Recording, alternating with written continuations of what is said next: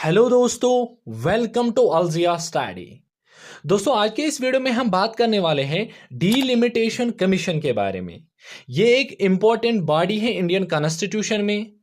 बहुत ज़्यादा important topic है, चाहे आप यूपीएससी की बात करें, चाहे आप स्टेट लेवल की एग्ज़ाम की बात करें, चाहे ईपीएफओ की बात करें, चाहे कोई भी कॉम्पिटिटिव एग्ज़ाम हो, चाहे वनडे टाइप का एग्ज़ाम हो, यहाँ से आपको क्वेश्चंस देखने को मिलेंगे। हम देखेंगे कौन सा आर्टिकल इससे रिलेटेड है, कब कब इसमें चेंजेस आई हैं, कब कब इंडियन कॉन्स्टिट्यूशन के थ्रू सेंसस किया गया, इस डीलिमिटेशन के थ्रू कब कब सीट्स को इंक्रीज किया गया, किस किस स्टेट्स को फायदा हुआ, कौन कौन स्टेट्स इस पर नाराज हैं। हम डीपली इस टॉपिक पर एनालिसिस करेंगे। मुझे उम्मीद है आपको ये वीडियो बहुत ज़्यादा पसंद आएगा, इसीलिए वीडियो के साथ बने रहे। चलिए दोस्तों, वीडियो की हम शुरुआत करेंगे। चलिए दोस्तों, पहले समझते हैं डीलिमिटेशन कमीशन ऑफ इंडिया के बारे में। द डीलिमिटेशन कमीशन और boundary commission of India is a high powered independent body constituted to redraw boundaries of various assembly and parliamentary constituencies based on the latest census data। Delimitation commission या इसको दूसरा नाम जो है वो है boundary commission. ये एक हाई पावर्ड इंडिपेंडेंट बॉडी है, यानी कि ये एक आज़ाद बॉडी है, इस पर कोई प्रेशराइज नहीं करेगा। ये क्या काम करता है, अलग अलग बाउंड्रीज को विड्रा करता है। किस लिए? असेंबली इलेक्शन के लिए, पार्लियामेंट्री इलेक्शन के लिए। ये सीट्स का बंटवारा करते हैं, क्या कहीं पर सीट्स को बढ़ाना है, कहीं पर सीट्स को घटाना है। जो लेटेस्ट सेंसस है उसी के बेस पर एक काम करता है। आइए समझते हैं कॉन्स्टिट्यूशनल स्ट्यूटरी बेसिस क्या होता है। It is a statutory body, not a constitutional body. यहाँ पर आपको दो इंपॉर्टेंट वर्ड्स दिखाई देते हैं, एक तो स्ट्यूटरी वर्ड, एक तो कॉन्स्टिट्यूशनल वर्ड। स्ट्यूटरी वर्ड क्या होता है? जहाँ पर कानून बनाकर पास किया जाता है, ठीक है। कॉन्स्टिट्यूशनल क्या होता है? जो पहले से ही कॉन्स्टिट्यूशन में लिखा गया होता है, ठीक है। स्ट्यूटरी वो होता है जो पास किया जाता है पार्लियामेंट में, उसके बाद उस पर कानून बनाया जाता है। कॉन्स्टिट्यूशनल वो होता है जो पहले ही कॉन्स्टिट्यूशन मेकर्स ने उसमें मेंशन किया होता है। उसके बाद अगर हम बात करेंगे constituted under the delimitation commission act passed by parliament, ये किसके अंडर आता है? जो पार्लियामेंट ने डीलिमिटेशन कमीशन एक्ट पास किया है उसके अंडर आता है। हम देखेंगे लोकसभा के लिए कौन सा आर्टिकल इस्तेमाल होता है। आर्टिकल 82 इसके लिए इस्तेमाल होता है, और स्टेट असेंबलीज के लिए आर्टिकल 170 इस्तेमाल किया जाता है। नाउ वाइल हम बात करेंगे history of delimitation in India. India में क्या डीलिमिटेशन की हिस्ट्री है? Pre 1976, after the census of 1951, 61, 71, seats in Lok Sabha, Rajya Sabha and state assemblies were redistributed. अगर हम बात करेंगे 1917 से पहले जितने भी सेंससेस हुए 1951 में, 61 में या 71 में, सीट्स का बंटवारा हुआ, चाहे आप लोकसभा की बात करें, राज्यसभा की बात करें या स्टेट असेंबलीज की बात करें। उसके बाद अगर हम बात करेंगे 42nd amendment act 1976, during the emergency parliament froze the total number of seats until the 2001 census to prevent states with higher population growth from losing representation while implementing family planning measures। उसके बाद क्या होता है, 42nd amendment आता है 1976 में, जब इंदिरा गांधी उस टाइम प्राइम मिनिस्टर थी, उस टाइम इमरजेंसी का दौर था इंडिया में। उसके बाद क्या होता है, पार्लियामेंट ने इस पर रोक लगाई है। जितने भी सीट्स थे, कब तक? अंटिल 2001 तक, जब तक 2001 का सेंसस नहीं हुआ। क्यों? क्योंकि स्टेट्स की आबादी बहुत ज़्यादा बढ़ रही थी। उसको प्रिवेंट करने के लिए, फैमिली प्लानिंग की मेजर्स के लिए उन्होंने ये कदम उठाया था। उसके बाद अगर हम बात करेंगे 2001 delimitation while constituency boundaries were redraw, the number of seats remained unchanged due to opposition from southern states. उसके बाद 2001 में क्या होता है, डीलिमिटेशन फिर से बिठाई जाती हैं। उसके बाद क्या होता है, जितने भी कॉन्स्टिट्यूएंसीज होती हैं एंड बाउंड्री को रिड्रा किया जाता है। वाइल अगर हम बात करेंगे नंबर ऑफ सीट्स जितने भी रिमेनर थे उस टाइम उनको अनचेंज रखा गया। क्यों? क्योंकि जो साउदर्न स्टेट्स थे वो हमेशा अपोज करते थे, हम पॉपुलेशन को कंट्रोल करते हैं, हमें इसका फायदा नहीं मिल रहा है। नाउ वाइल हम बात करेंगे impact of delimitation on Lok Sabha seats and elections.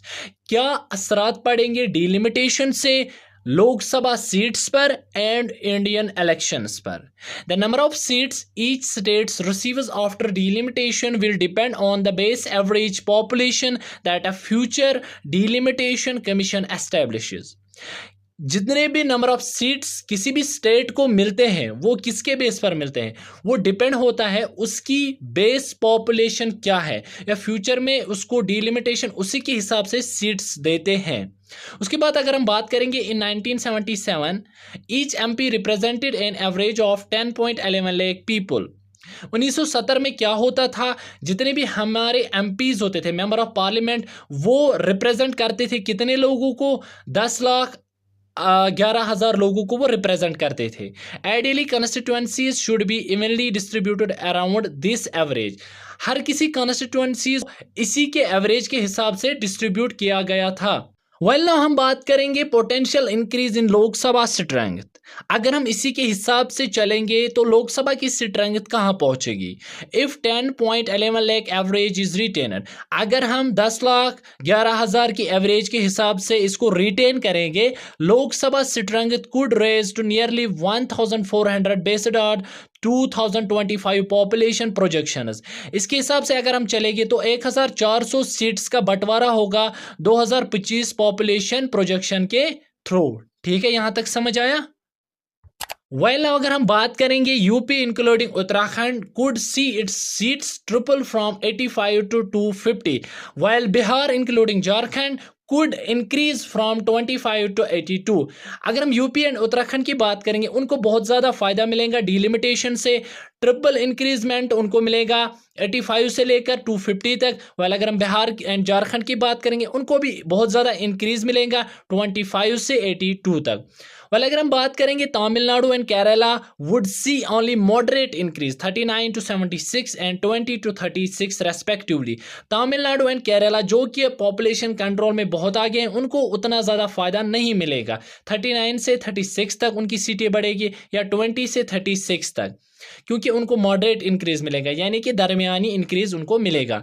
Since the new parliament has only 888 seats this formula is unlikely to be the implemented. हमने देखा क्योंकि जो पार्लियामेंट का यहाँ पर उसमें सीट्स का इंक्रीज हुआ है, तो इस फार्मूला से हमें पता लगता है कि डिलिमिटेशन का इम्प्लीमेंट ज़रूर होगा। Experts believe that regardless of the formula, southern states would gain fewer seats and compared to the northern states, reinforcing concerns over their diminishing political influence. यहाँ पर एक्सपर्ट्स का ये मानना है कि इस फार्मूला के हिसाब से जो साउदर्न स्टेट्स है उनको कम फायदा मिलेगा सीट्स का as compare to northern states, क्योंकि नॉर्दर्न स्टेट्स में आपको यूपी बाकी जो बड़े बड़े स्टेट्स हैं जिनकी पॉपुलेशन बहुत ज़्यादा इंक्रीज हुई है, तो उनको यहाँ पर सीट्स का फ़ायदा बहुत ज़्यादा देखने को मिलता है। इसकी वजह से यहाँ पर जो साउदर्न स्टेट्स हैं वो हमेशा इस बात का अपोज करते हैं। उनका मानना है कि हमें तो कुछ फ़ायदा मिलना चाहिए क्योंकि हमने बहुत ज़्यादा पॉपुलेशन कंट्रोल की है, तो इससे आगे क्या होगा तो इस पर हम बात करेंगे। वेल नो हम बात करेंगे कॉन्सर्न्स ऑफ साउदर्न स्टेट्स और डीलिमिटेशन। क्या इश्यूज हैं जो साउदर्न स्टेट्स हैं डीलिमिटेशन से? साउदर्न स्टेट्स में कौन कौन स्टेट्स आते हैं? फॉर एग्जांपल केरला आता है, तमिलनाडु आता है, उनका क्या इशू है डीलिमिटेशन से? Southern states fear that delimitation based on the latest population data will reduce their representation in parliament, weakening their political influence। उनका ये मानना है कि डिलिमिटेशन से हमें फ़ायदा नहीं मिलेगा क्योंकि जो लेटेस्ट डाटा है उन्होंने पॉपुलेशन को कम किया है, उसके बेस पर उनकी जो रिप्रेजेंटेशन है एमपीज़ की पार्लियामेंट में वो कम होगी। उससे क्या होगा, उनका पॉलिटिकल इन्फ्लुएंस कम होगा इंडिया में। नेक्स्ट हम बात करेंगे Tamil Nadu CM M.K. Stalin announced an all-party meeting on March 5 to discuss delimitation, calling it a looming threat to southern states. यानी कि तमिलनाडु का जो सीएम है M.K. Stalin साहब, उनका ये मानना है, उन्होंने अनाउंस किया कि जो जितने भी पार्टियां हैं वहां पर 5 मार्च को उन्होंने एक डिस्कशन किया है डिलिमिटेशन पर। उन्होंने जो बोला कि ये एक थ्रेट है, ये चोरी है, एक थ्रेट है किसके लिए, जो हमारे स्टेट्स है, साउथ स्टेट्स हैं, उनके लिए खतरा है। एंड उन्होंने क्या बोला, he warned that Tamil Nadu could lose parliamentary seats due to its success in family planning.